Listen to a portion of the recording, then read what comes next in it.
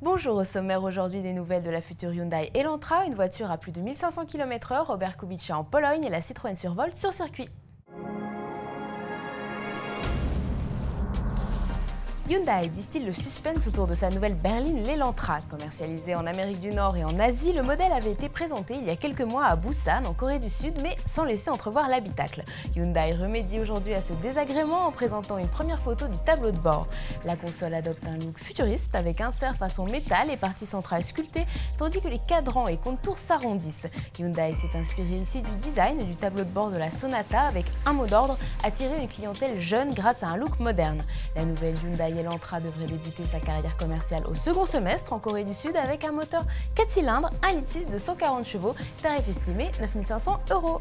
Le meeting de Farnborough en Grande-Bretagne célèbre l'aviation, mais cette année un drôle de véhicule terrestre s'est glissé entre le Boeing 787 Dreamliner et l'Airbus A380.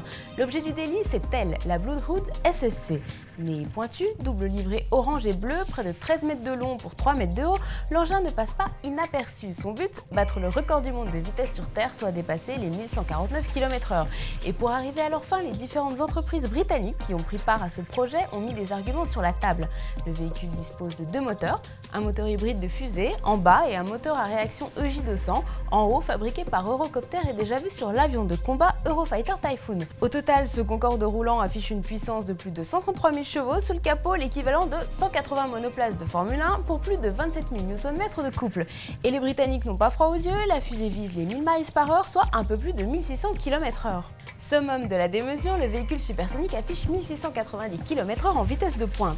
Piloté par Andy Green de la Royal Air Force, la Bloodhound SSC passera le mur du son lors de sa tentative de record, et pour que ces 6500 kg supportent la chaleur, des calculateurs placés à l'avant doivent réguler les évolutions de la carrosserie comme la déformation des roues.